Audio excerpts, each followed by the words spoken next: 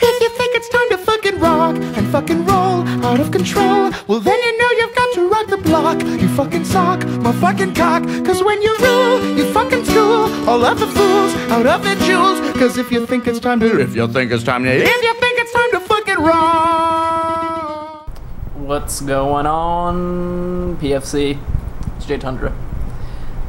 Oh man, I've been so sick all weekend. I went to the doctor on Friday, and he told me to play hours upon hours of StarCraft, and I should be good by the end of the weekend. And it's been rough, but no, I'm lying. I'm retarded.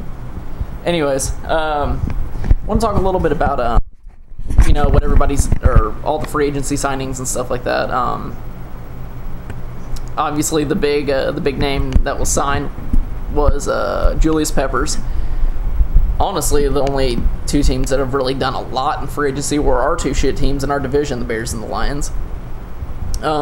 Julius Peppers, 30 years old, signed into what, like a 6 or 7 year deal. Man's getting old. To be honest, he's getting to be past his prime. A lot of people wouldn't argue with me about that. They bring in a guy like Chester Taylor, 29th in rush defense last year. And they bring in a guy, he's getting old. He's getting old too. Third down back that catches balls out of the flat. Oops. I like what the Lions have done though. Bringing in Nate Burleson, I watched his press conference. He seemed really genuine about playing for a team like the Lions. A lot of people wouldn't be happy if they got traded to the Lions. They're not traded, but signed by the Lions. But he seemed very positive, and you gotta like that in a guy that's, I mean, he didn't really play for a good team last year, but you know, I mean, at least he's positive about playing with a team like that. They have a young quarterback. They have some upside. Also picking up a guy like Kyle Vanden Bosch. I would have loved to have Kyle Vanden Bosch on my team. He's a guy that, you know, when the Titans were a shit team and 0-6, he was one of the very few guys that you could say anything good about. I mean, he was one of the very few guys you could say something good about all season long. Hard-nosed guy, great presence in the locker room, just a solid pickup, and I like what they did there. Team that a lot of people aren't. I mean, this happened a long time ago. Well, not really that long ago, but a team that a lot of people aren't really talking about is what the Chiefs did with bringing in Romeo Crennel and Charlie Weiss. I mean, we know what those two together do. They get rings, and I know a lot of people can talk shit about what Charlie Weiss did at Notre Dame. He didn't do a terrible job there, but we all know that professional football, or the NFL, and college football are two different formats, two different animals to handle, and that just wasn't his. It wasn't a good choice on his part to go and play or go coach for college football. Anyways, yeah, we got the 23rd pick in the draft. I don't want to sound like a retard here, because I'm pretty sure we picked up Rodgers at 23. What was it, like 5 or 6 years ago? So if I am correct, you never know, we could strike gold twice at 23, and I don't know, put us over that hump. Obviously,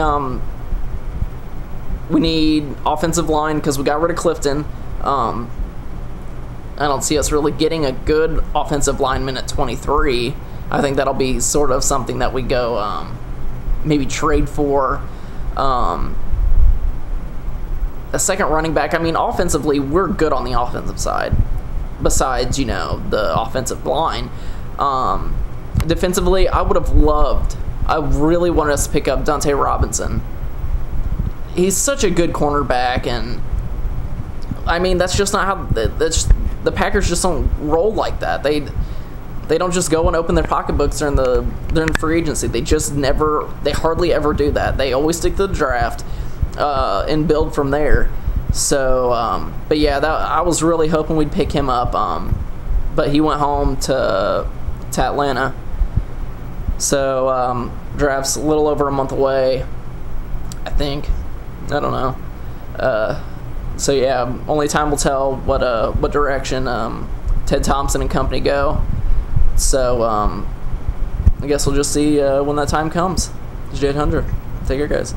Before I get off here, I was actually just rendering this down, and I remembered that I wanted to thank Drunken Tailgater for his efforts in expunging creeps like this Ryan guy from the internet, or at least from YouTube.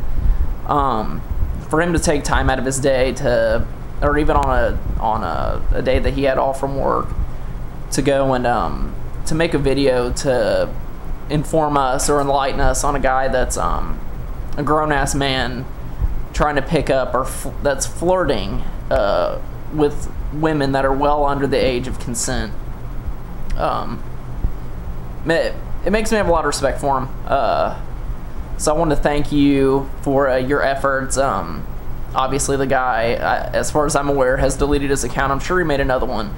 But, you know, us giving him a lot, or us taking time out of our day to get rid of this guy, that's one down. You know, like me, I don't have kids, and I'm sure a lot of other people, just if they notice something like that, they just say, fuck it, I don't care. But yeah, it makes me have a lot of respect for you to take, like I said, take your time out of your day to make a video and inform us of a guy that's doing stuff like that. You know, it is just football, it is just shit talking, but at the end of the day, we got to look out for each other and you know, look out for the community. So thank you, and all right, see you guys.